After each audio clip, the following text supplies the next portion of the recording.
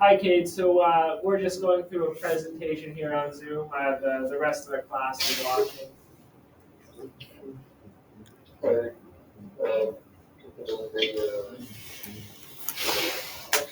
Questions last night. Okay, yeah, we'll talk about that later. Anyways, yeah. And yeah, mixing of drugs can also lead to like different effects as well. Okay. So what are the factors that can? Oh yeah, other factors. Individual differences. So your gender, how much you weigh, what mood you're in when you take a drug, your activity levels, medical conditions. If you have certain medical conditions, you can be more prone to being affected by certain drugs. And then also the circumstances of the environment, so the place you are. Are you with friends? Are you alone? Those kinds of things. So let's talk about, matching these ones here. So we have use, misuse, and abuse. So let's see if we can match them here. So our first one here is the overindulgence and dependence on a drug, leading to detrimental effects. So that is use. I think we have a match later. Drug misuse. No, some of these are mixed up. So Yeah, they can figure it out. Yeah. So what do you think would be the definition for drug use? So take a minute to read over each of those, and we'll figure out what we think use is. Okay? So let's take 30 seconds. Take 30 seconds. Can we wait a bit? Can you not see it? Okay, just think about it for a second. And you position yourself in a way that makes you. Yeah, that's what I was just wanting to say.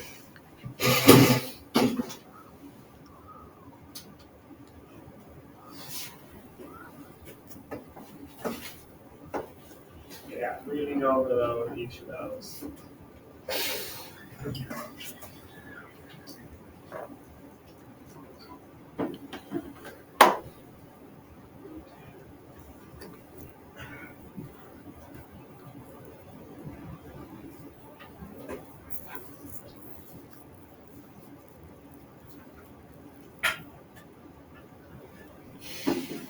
Okay, so which one do we think drug use would be? Jasmine? The second one. So this involves taking a drug or substance into your body in order to change its functioning. So that's like kind of the most basic level. Let's go drug misuse. Kevin? The first one. The first one, I would say Oh, okay. this one's more drug use. So when you take so misuse, you're taking it for something that, for another purpose than for what it's intended for. So drug abuse and stuff. Yeah, and that means drug abuse. That's when you're using something all the time and it's having very negative effects on your mental health, or it's having negative effects on your relationships with your friends, and so on. I should say mental or physical health. Yeah. Jasmine, question? Sure. Just try to, like these little things, try to do these at the start of, like before a class starts. So going to the bathroom, filling up your water bottle, getting your sweater. Please try to do this at the start of class, okay?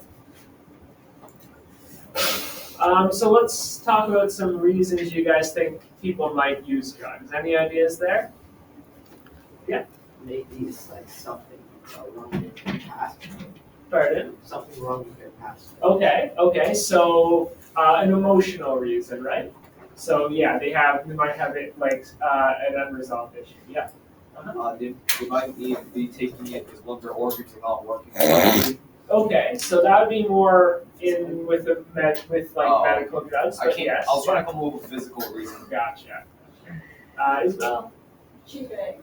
Pardon? Cheating in like the Olympics to like. Oh, okay. So like performance enhancing substances. Yeah. So definitely, yeah. That's a thing that happens. So that would be like a physical reason for sure. Daniel. Depression, yeah. Peer pressure. Oh, sorry, peer pressure. Yes, peer pressure. So that would be a social reason, definitely. So peer pressure. Does everyone know what Daniel means when he says peer pressure? Yeah. Yep, so basically means you're being pressured by someone you know to do something, right? Or you feel pressure to fit in and be cool. Yeah. Any other reasons? Dante? If people like have a drug, like they get like glucose on their head and they don't know what they're thinking of. Okay, so we're more talking about why people use them, right? Oh yeah. Any other ideas? Depression. Pardon? Depression. Yeah, depression. So being in poor mental health is definitely a reason, yeah. And ADHD, I have a cousin that takes that. Pardon? I have a cousin that takes medical marijuana.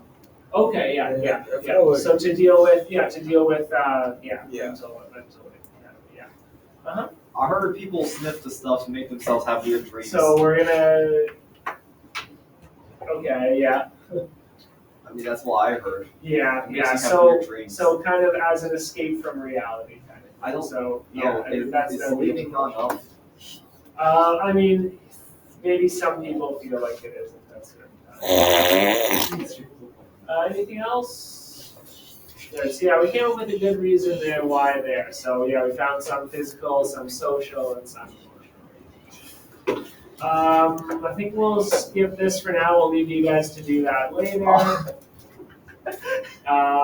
Okay, so let's talk about what the kind of different levels of drug use are. So I'm going to give everyone 30 seconds or a minute to look at this. So on the left, we have the level of use. So recreational, experimental, dependent, habitual, circumstantial, and then definition. So we're going to try to match these up. So everyone take a couple seconds to read those and think of what each might be. Okay?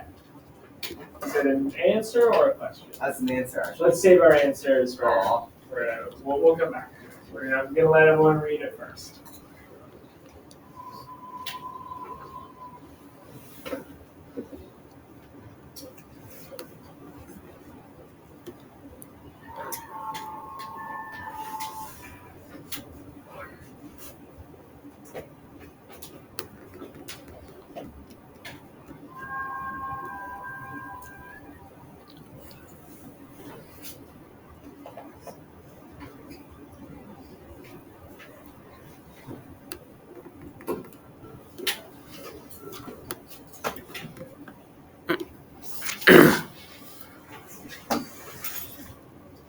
If I'm trying to solve it first, go for a read, take your time with it, try to match them all up, and then we'll have the conversation later, okay? Okay.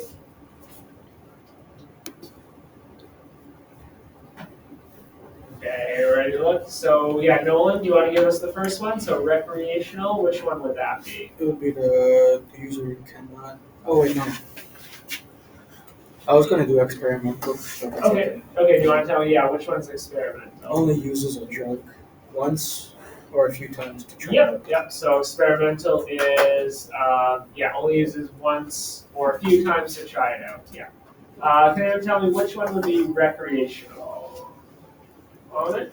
Dependent because it says that you cannot do it without the drug. Would that one be recreational? You did say that's dependent? Oh, you said that's dependent. Yeah. So Sorry. we're asking what recreational is Yeah. often. Oh. Which one's recreational? Oh. Sorry, that one. That one is the. Jasmine, do you want to try?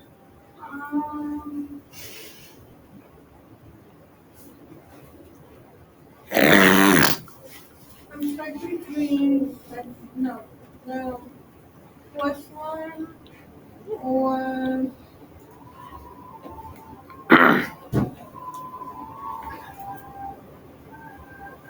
I think it's fourth one. Fourth one, yeah. So you're using it in a social way. You're kind of using it to have fun.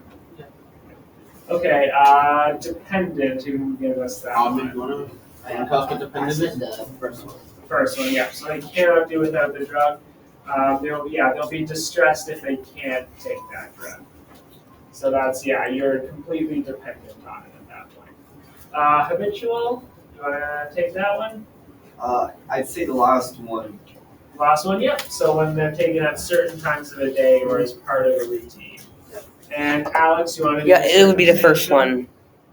Not the first one. That one was dependent, right? Oh, When they have to take it, or they are they get distressed.